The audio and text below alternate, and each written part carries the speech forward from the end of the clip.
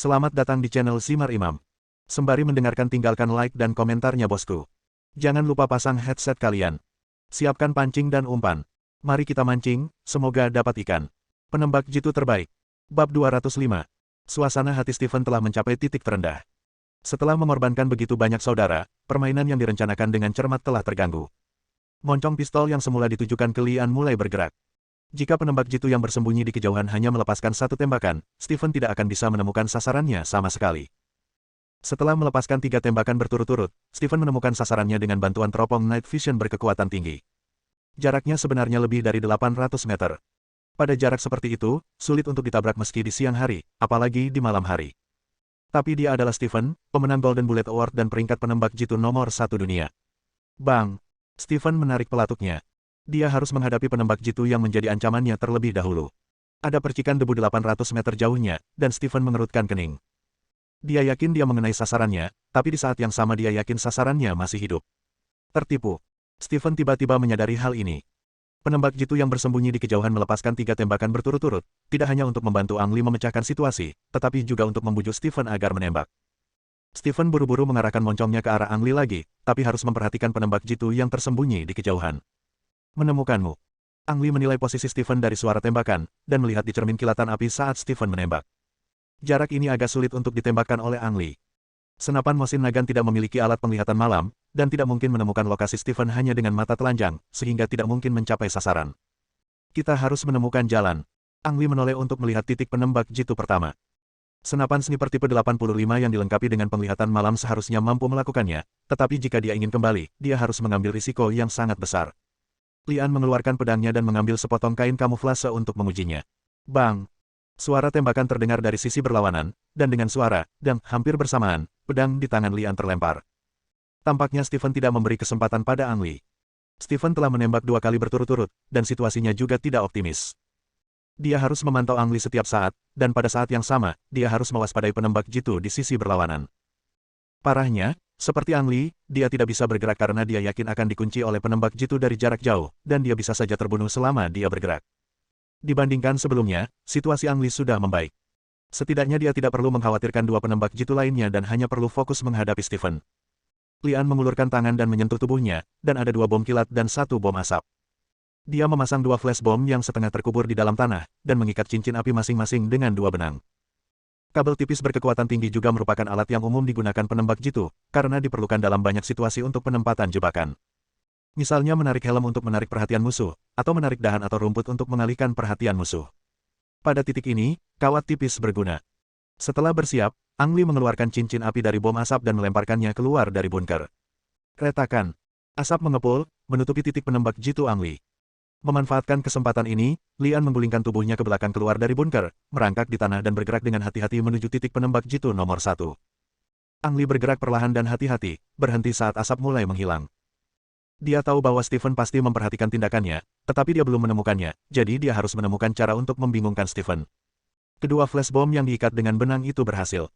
Lian berbaring di tempat selama 5 menit, lalu dengan hati-hati menarik salah satu kabel tipis hingga mengeluarkan cincin api dari flash bom. Bang! Cahaya kuat keluar dari titik penembak jitu nomor 2. Saat bom asap meledak, Stephen sempat menduga Ang Lee ingin menjauh, namun perhatiannya langsung teralihkan saat flash bom tersebut meledak. Memanfaatkan kesempatan tersebut, Ang Lee kembali merangkak ke depan, berhasil kembali ke sniper point 0. 1, dan memperoleh helm serta sniper rifle type 85. Ada lubang di helmnya, dan tidak bisa menahan serangan senapan sniper anti-material, tapi Ang Lee tetap menaruhnya di kepalanya. Untungnya, baik senapan sniper tipe 85 maupun teropong penglihatan malam yang dilengkapi tidak mengalami kerusakan apapun. Ang Lee dengan hati-hati mengambil senapan sniper tipe 85, namun tetap tidak berani memperlihatkan kepalanya dari belakang bunker, karena gerakan yang sedikit lebih besar di sini akan menarik perhatian Stephen. Perhatian Stephen memang tertuju dengan flash bom yang baru saja meledak, namun ia segera mulai bertanya-tanya apakah Ang Lee sudah meninggalkan lokasi tersebut. Yang harus dilakukan Ang Lee sekarang adalah memastikan Stephen masih di sana dan memberikan kesempatan pada dirinya untuk menembak dan membunuhnya. Pada saat ini flash bom terakhir mulai berlaku. Lian menarik kawat tipis itu sampai dia mendengar bunyi ledakan. Cahaya terang muncul lagi dari titik penembak jitu 0. 2. Sangat halus. Perhatian Stephen kembali tertuju, dan dia tidak menyangka Ang Lee telah berpindah ke titik penembak jitu nomor 1. Saat ledakan terdengar, Ang Li menjatuhkan benang di tangannya, mengambil senapan sniper dengan kedua tangan, sedikit mengangkat tubuhnya, menjulurkan kepalanya dari balik bunker, dan melihat lokasi Stephen melalui teropong. Menemukanmu. Ang Li melihat Stephen bersembunyi di balik setelan, jili. Meski hanya sesaat yang dilihatnya hanyalah wajah yang diolesi cat minyak, ia yakin sekali yang diincarnya adalah Stephen. Jarak, kecepatan angin, arah angin. Semua faktor terlintas di benak saya. Tarik napas dalam-dalam, hembuskan setengahnya perlahan, dan tanpa sadar tembakkan jari Anda. Semakin kritis momennya, semakin Ang Li harus tetap tenang tanpa rasa panik. Hanya dengan cara ini Anda dapat memastikan bahwa peluru Anda tidak meleset. Stephen, yang berada 300 meter jauhnya, tiba-tiba bulu di tubuhnya meledak. Ini adalah naluri binatang. Sebagai seorang ahli penembak jitu, Stephen juga memiliki saraf yang tajam. Ia merasakan ancaman kematian, menyadari bahwa dirinya telah terjebak, dan langsung menggerakkan moncong senjatanya. Dia melihat bagian Ang Li yang terbuka di luar bunker. Sama seperti Ang Li, jarak, kecepatan angin, arah angin, semua faktor terlintas di benaknya, dan membidik serta menembak semuanya bersifat naluriah. Bang, bang. Suara tembakan terdengar hampir bersamaan, dengan jarak 300 meter. Ang Li mungkin baru menarik pelatuknya 0,1 detik sebelumnya, namun 0,1 detik inilah yang menentukan segalanya. Peluru dari senapan sniper tipe 85 menghancurkan teropong Stephen dan kemudian mengenai kepalanya. Di saat yang sama, peluru dari senapan sniper anti-material terbang melewati helm Lian. Panggilan. Lian menghembuskan separuh udara di dadanya dan berkeringat dingin. Sangat berisiko. Tak jauh dari situ, Ang Li tewas di bawah senjata Stephen. Sekarang, hasilnya telah diputuskan. Ang Li menang, berhasil membunuh Stephen, dan menyelesaikan persidangan kematian. Bab 206.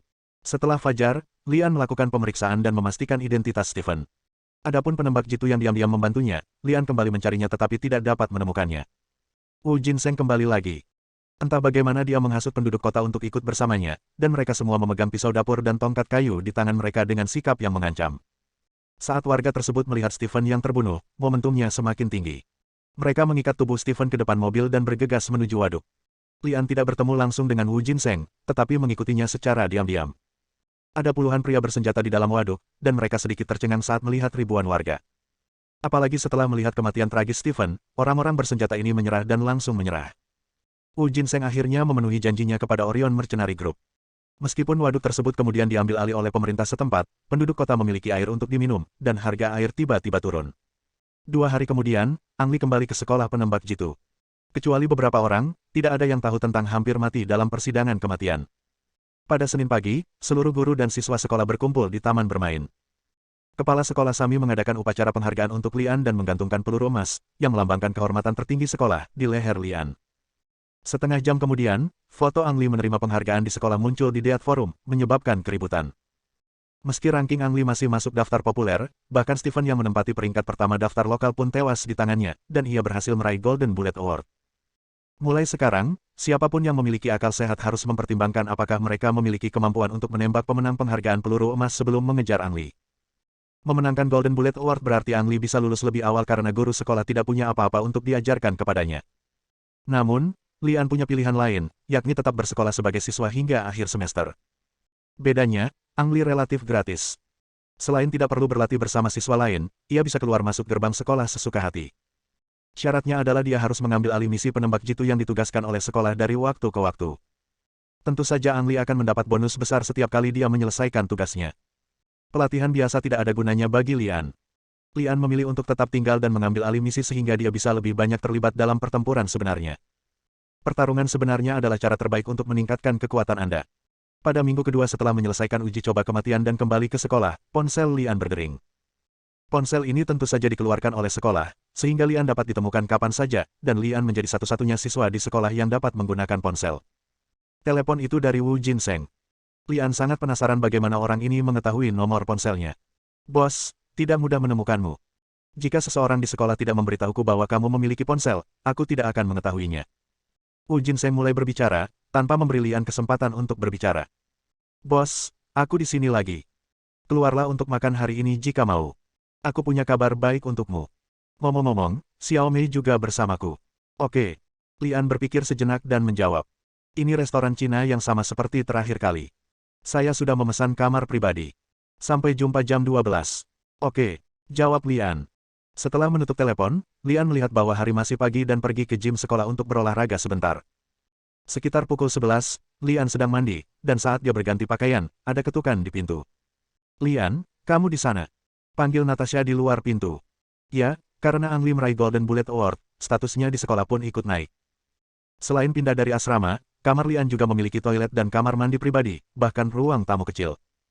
Jika Lian bersedia, sekolah juga dapat menugaskannya seorang koresponden yang akan bertanggung jawab mencuci, membersihkan, Mengenai hal ini, Angli menolak. Saya sangat miskin, saya tidak terbiasa dilayani oleh orang lain, jadi lebih baik saya melakukannya sendiri. Membuka pintu, Lian melihat Natasha yang tampak cemas. Apakah Philip ada di sini? Natasha berjinjit dan melihat ke dalam saat dia berbicara. Aneh sekali, Philip adalah pacarmu, apa yang kamu cari di sini? Lian mengira mungkin ada konflik di antara sepasang kekasih muda, jadi dia tidak terlalu memikirkannya, dan menyingkir untuk memudahkan pencarian Natasha. Saya sudah lama tidak bertemu Philip, silakan masuk dan duduk. Tidak di sana. Wajah Natasha yang cemas menunjukkan ekspresi kecewa, menggelengkan kepalanya dan berkata, lupakan. Jika kamu melihat Philip, tolong minta dia untuk menghubungiku. Oke. Lian menjawab, lalu bertanya dengan rasa ingin tahu, Natasha, apa yang terjadi? Natasha menggelengkan kepalanya dan berkata, tidak apa-apa. Tadi malam, aku dan Philippe membuat janji untuk menonton film, tapi sebelum filmnya dimulai, dia tiba-tiba menelepon dan mengatakan ada yang tidak beres dan dia tidak bisa pergi. Setelah itu, saya tidak bisa menghubunginya lagi. Saat dia mengatakan itu, Natasha tertawa datar. Mungkin aku terlalu memikirkannya. Tolong beritahu aku bahwa aku sedang mencarinya ketika kamu melihatnya, dan minta dia untuk menghubungiku sesegera mungkin. Oke. Lian menjawab, berpikir tapi bergumam. Pasangan muda ini benar-benar jatuh cinta. Suatu hari seperti 3 musim gugur setelah tidak bertemu. Sudah berapa lama sejak terakhir kali kita bertemu sehingga kamu begitu cemas? Natasha mengaku lagi, lalu berbalik mencari Philip di tempat lain. Lian tidak terlalu memperhatikan masalah ini, berpikir bahwa Philip mungkin tertunda karena sesuatu. Mengenai bahaya Philip, bahaya apa yang bisa dihadapi oleh pemenang peluru emas? Selain itu, Philip memiliki banyak pengawal di sekelilingnya. Pada pukul 12 siang, Lian masuk ke restoran Cina terakhir kali tepat waktu. Begitu Lian memasuki pintu restoran, seorang gadis berdada dengan wajah bayi dan kacamata tebal berbingkai hitam berjalan ke arahnya. Gadis berpayudara besar itu memegang laptop Apple ultra tipis berwarna merah muda di tangannya, menekan payudaranya dengan sangat menggoda. Apakah Anda Tuan Lian? Gadis berdada itu bertanya dengan gugup. Hei, apakah ada nama yang tertulis di dahiku? Lian merasa penasaran dan bertanya, siapa kamu? Gadis berdada besar itu membungkuk dan memberi hormat, lalu berkata dengan panik, namaku Chaizi. Orang pulau. Lian sedikit mengernyit. Gadis berdada itu merasakan permusuhan di tubuh Lian dan dengan cepat berkata, ayah saya orang Tionghoa, jadi tepatnya, saya juga orang Tionghoa. Setelah mendengar bahwa pihak lain adalah setengah Tionghoa, permusuhan Lian perlahan mereda dan bertanya, apa yang kamu inginkan dariku? Oh, Komandan Wu yang memintaku untuk menjemputmu di sini. Komandan Wu berkata bahwa kamu adalah bosnya, jadi dia juga memintaku untuk memintamu memanggilnya bos. Komandan Wu. Bos. Mungkinkah itu mengacu pada Wu Jinseng? Lian sempat bingung, kapan Wu Jinseng menjadi pemimpin? Bab 207. Bos, ayo naik. Pemimpin tim dan Nona Su sedang menunggu. Kata Chaizi dengan tatapan pendiam. Lian tersenyum dan berkata, kamu tidak perlu memanggilku bos, panggil saja aku Lian.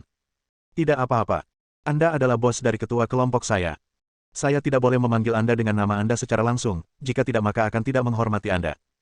Selain itu, memanggil Anda bos adalah perintah dari ketua kelompok, dan saya harus mematuhinya. Perintah ketua kelompok, oke. Caiko menggelengkan kepalanya, terlihat sangat kaku.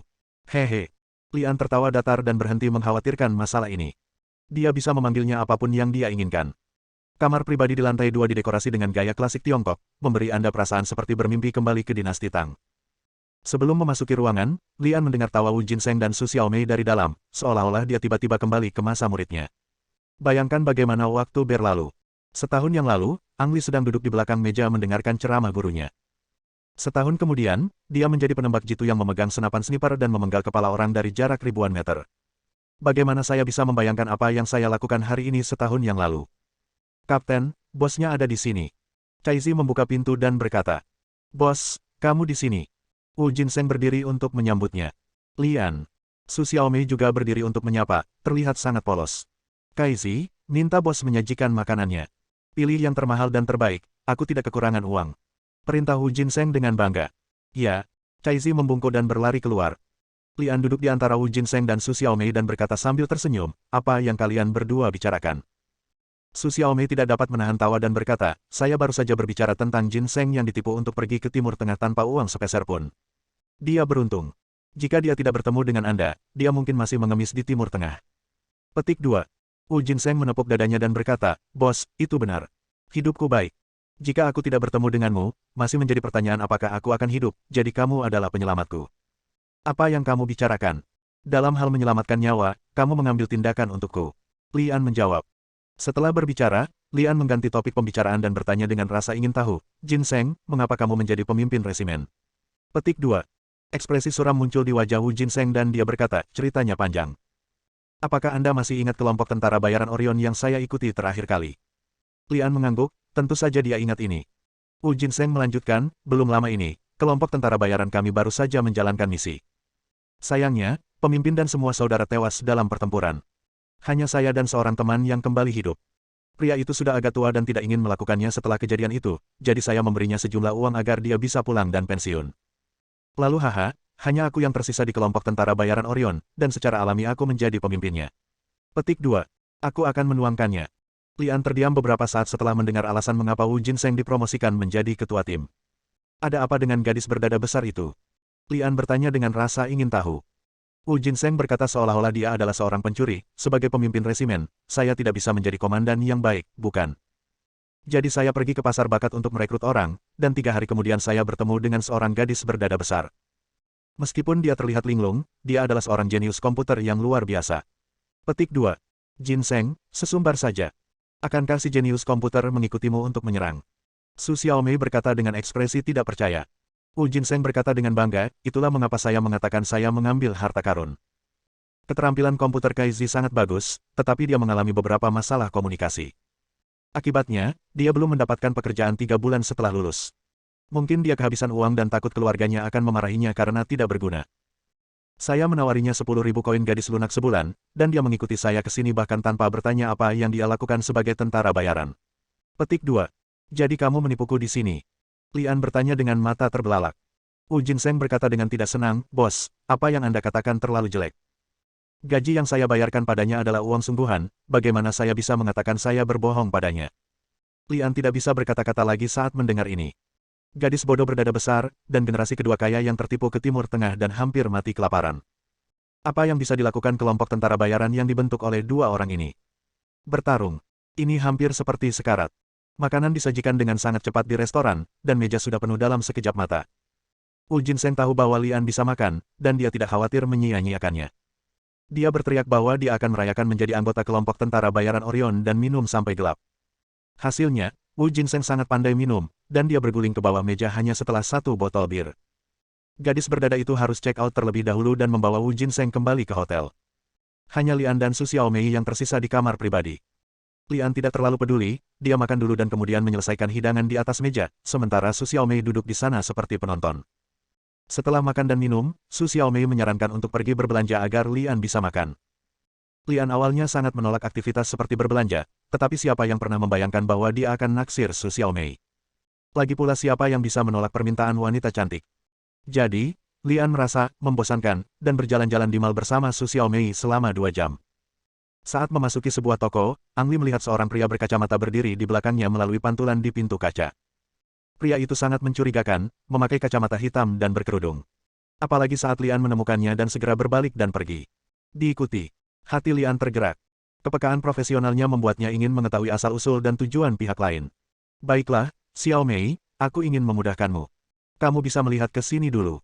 Setelah berbicara, Lian meletakkan barang-barang di tangannya ke tanah, berbalik dan lari. "Lian, kamu." Su Xiaomei cemberut dengan marah, terlihat sangat manis.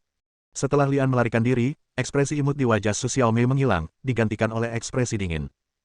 Dia mengeluarkan ponselnya dari tasnya dan memerintahkan, "Paman Fu, seseorang mengikuti Lian dan aku untuk mencari tahu identitas orang lain." "Ya," Fu Bo menjawab. Lian mengikuti pria berkerudung itu sejauh 2 blok dan sampai ke gang belakang terpencil sebelum menghalanginya. "Siapa kamu?" Lian bertanya. Pria berkerudung itu tidak berkata apa-apa, dia hanya berbalik dan tersenyum aneh pada Lian, senyuman itu membuat orang merasa ketakutan. Ada yang salah.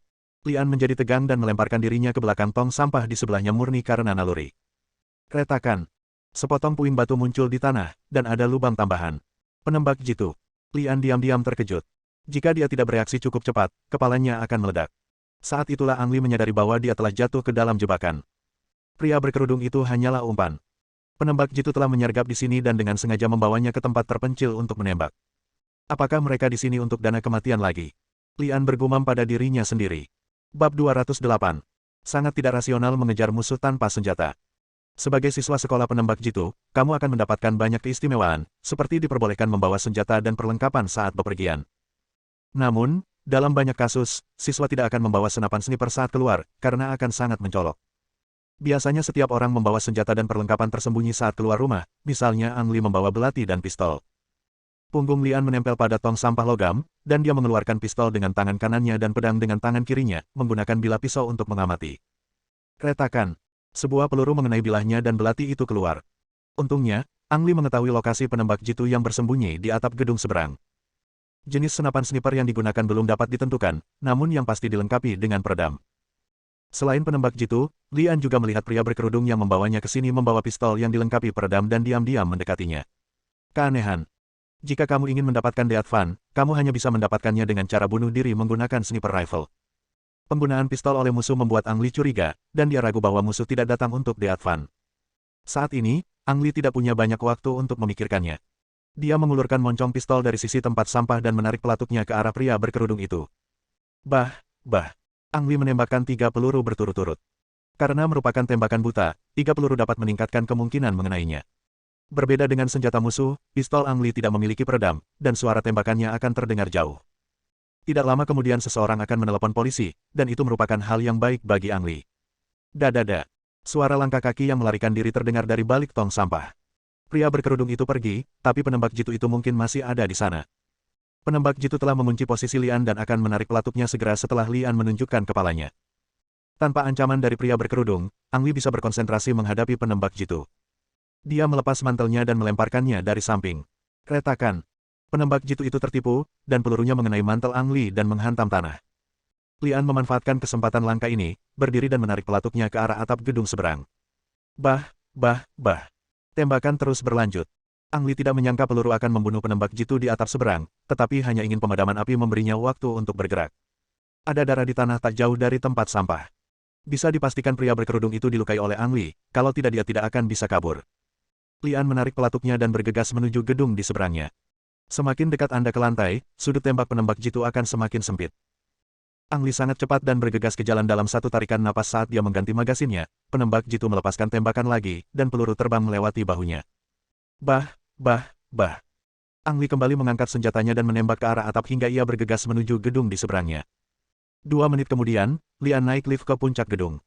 Kecuali jejak seseorang yang mengintai di sini, tidak ada seorang pun di sana. Penembak jitu telah melarikan diri. Ada sirene di bawah, dan sepertinya seseorang memanggil polisi. Untuk mencegah polisi memperlakukannya sebagai teroris dan menimbulkan masalah yang tidak perlu, Ang Li mengeluarkan ponselnya dan menelepon kepala sekolah Sami untuk melaporkan pengalamannya secara singkat. Humas sekolah penembak jitu begitu kuat sehingga polisi dievakuasi dalam waktu kurang dari 3 menit. Ang Li menyamar sederhana, mengambil mantelnya dan bergegas kembali ke sekolah penembak jitu. Memar di bahunya tidak serius. Lian bergegas ke ruang medis tetapi tidak menemui dokter yang bertugas merawat lukanya. Setelah itu, Lian kembali ke asramanya, membuka laptopnya dan login ke forum kematian. Jumlah dana kematian masih sama seperti beberapa hari yang lalu, dan belum ada yang membayar deposit atau mengirim pesan untuk membunuhnya. Hal ini membuat Lian sangat bingung. Karena pria berkerudung dan penembak jitu tidak ada di sini untuk dana kematian, siapa mereka dan apa tujuan mereka? Pada saat yang sama, Paman Fu berdiri di depan Su Xiaomei dengan ekspresi bersalah di wajahnya. Maaf, misinya gagal. Semua orang yang saya kirim ditembak mati, dan identitas pihak lain tidak ditemukan. Su Xiaomei mengerutkan kening. Paman Fu tidak memiliki wewenang untuk mengirim tuan yang sebenarnya, tetapi kekuatan orang yang dia kirim mencapai standar pasukan khusus, dan semuanya terbunuh. Tanda seru. Nona, saya akan mengirim seseorang untuk menyelidikinya lagi. Su Xiaomei menggelengkan kepalanya dan berkata, tidak perlu, mengirim orang ke sini hanya akan menyebabkan kematian. Itu, Paman Fu merasa sedikit tidak mau. Su Xiaomei berkata, saya pribadi akan menindaklanjuti masalah ini, jadi Anda tidak perlu khawatir tentang hal itu. Ya. Paman Fu mengangguk sebagai jawaban, berhenti sebentar, lalu melanjutkan, penyelidikan tentang Wu Jinseng telah memperoleh beberapa petunjuk. Bicaralah. Paman Fu menjawab, Wu Jinseng mengalami kecelakaan mobil ketika dia berumur 10 tahun, dan ibunya meninggal dalam kecelakaan mobil itu. Yang aneh adalah Wu Jinseng menghilang selama 3 bulan setelah kecelakaan mobil tersebut. 3 bulan kemudian, Wu Jinseng muncul di rumah sakit setempat dengan luka-luka. Tidak ada yang tahu kemana Wu Jinseng pergi selama 3 bulan itu. Dokter mendiagnosis dia menderita amnesia sementara. Petik 2. Mata Su Xiaomei berbinar, dan dia tersenyum dan berkata, sepertinya cerita Wu Jinseng mulai berubah dalam 3 bulan itu. Kemudian dia mengangkat kepalanya dan menatap Paman Fu, dan memerintahkan, terus tindak lanjuti masalah ini, saya akan menyelidikinya secara menyeluruh. Detail Wu Jinseng di Dinasti Qing. Ya, Fu Bo menjawab. Setelah menutup laptopnya, Lian hendak pergi ke restoran untuk makan malam, ketika ada keributan di luar pintu. Lian membuka pintu dengan rasa ingin tahu dan menemukan bahwa instruktur sekolah sepertinya telah menerima semacam perintah dan semuanya bergegas ke taman bermain. Instruktur, apa yang terjadi? Lian menghentikan salah satu instruktur dan bertanya. Seseorang terbunuh, kata instruktur dan berlari ke depan dengan cepat. Seseorang telah terbunuh. Hati Lian tergerak. Kalimat ini dan seseorang meninggal adalah hal yang sangat berbeda. Terbunuh menandakan kehadiran musuh. Setelah menyadari keseriusan masalah tersebut, Lian pun berlari menuju taman bermain. Sebuah mobil polisi dan ambulans diparkir di taman bermain sekolah. Ketika Lian tiba, kedua mobil itu baru saja menyala dan hendak berangkat. Termasuk kepala sekolah Sami, hampir semua pimpinan sekolah, instruktur, dan siswa berkumpul di taman bermain, dan orang-orang berbicara dengan pelan. Ada tandu di lantai beton taman bermain, ditutupi kain putih, salah satu ujungnya berlumuran darah, dan dipastikan ada mayat di bawahnya. Lian mengetahui dari komentar orang-orang bahwa almarhum adalah seorang instruktur di sekolah tersebut. Instruktur kebetulan mendapat hari libur hari ini, tetapi dia ditemukan tewas di rumahnya. Polisi melakukan survei sederhana di tempat kejadian dan menemukan bahwa peluru terbang melalui jendela dan membunuhnya tepat di kepala. Bersambung.